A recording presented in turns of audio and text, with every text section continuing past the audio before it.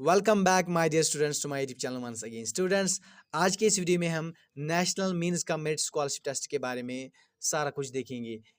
एक तो हम इसमें जो पेपर जो हो आता है इसमें तो वो हम देखेंगे। दो पेपर्स आते हैं इसमें, जीमैट और सैट का, दोनों हम इसमें देखेंगे, ठीक है। और इसके अलावा हम जो इस स्कॉलरशिप टेस्ट की जो एलिजिबिलिटी है वो भी हम इस वीडियो में देखेंगे।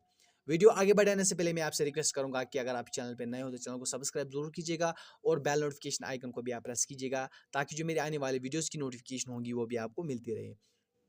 तो चलिए हम वीडियो आगे बढ़ाते हैं।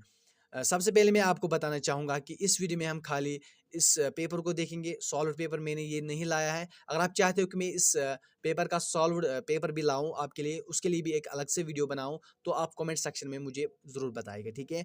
तो अगर हम इस स्कॉलरशिप टेस्ट के बारे में बात करेंगे तो हम सबसे पहले इसकी एलिजिबिलिटी देखेंगे।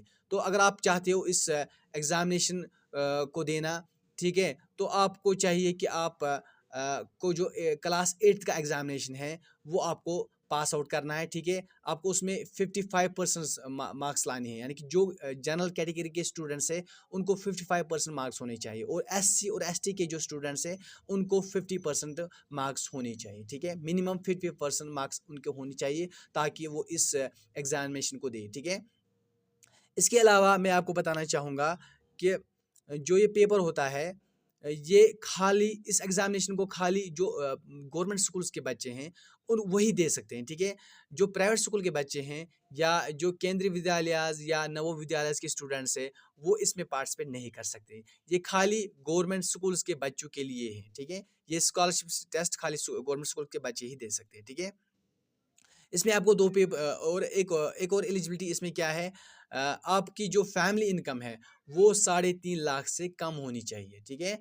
3.5 लाख तक ये मैक्सिमम लिमिट है। इससे कम अगर है तो आप इस स्कॉलरशिप टेस्ट को दे सकते हैं। इसके अलावा अगर इससे ज़्यादा अगर आपकी जो फैमिली इनकम है तो आप इस टेस्ट में नहीं बैठ सकते, ठीक है।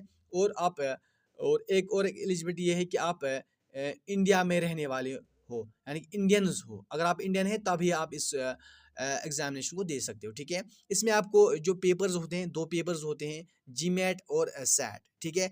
जीमैट में आपको 90 क्वेश्चंस होते हैं और सैट में भी आपको 90 क्वेश्चंस होते हैं, ठीक है। टाइम आपका क्या रहता है इसमें आपको टाइम रहता है 90 मिनट्स जीमैट के लिए भी और सैट के लिए भी आपको 90 मिनट्स होते हैं, ठीक है। तो यहाँ पे मैं आपको पहले जीमैट का पेपर दिखाऊंगा, ठीक है। इंस्ट्रक्शन आप पढ़िएगा, ठीक है। तो इसके बाद आपका जो जीमैट का पेपर होता है ये एक आपके लिए मेंटल एबिलिटी टेस्ट होता है, ठीक है। इसमें आपको ट्विस्टेड क्वेश्चंस होते हैं जो कि बहुत आसान होते हैं, ठीक है। तो आपको ये करने होते हैं, ठीक है। तो आप देखिए ये जो पेपर है इसमें आपको 90 क्वेश्चंस होते हैं और इसके अलावा मैं बताऊंगा।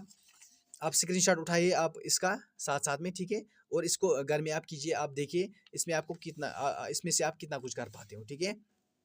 इसके अलावा अगर आप इस एग्जामिनेशन को क्वालिफाई करते हो, ठीक है, तो आपको एनुअली फिर 12,000 रुपया आते हैं अकाउंट में, यानी कि ईयरली आपको 12,000 आएंगे, ठीक है।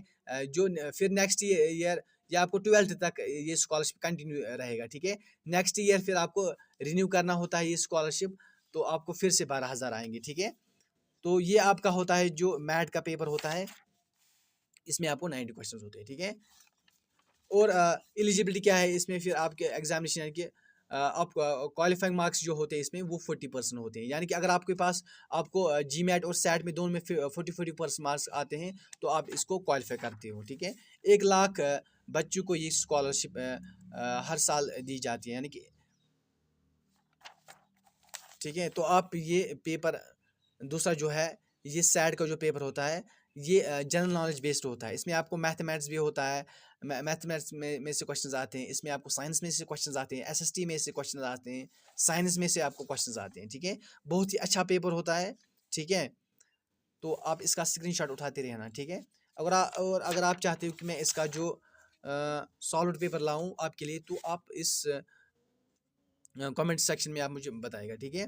तो ये इंपॉर्टेंट वीडियो रहेगा फॉर नेक्स्ट ईयर स्टूडेंट्स, यानी कि जो 2025 में इसका एग्जामिनेशन देंगे तो उनके लिए एक इंपॉर्टेंट वीडियो है, ठीक है। तो 8 ऑफ जुलाई 2024 का ये पेपर है जो मैंने आपके साथ शेयर किया। थैंक यू सो मच, अपने फ्रेंड्स के साथ भी शेयर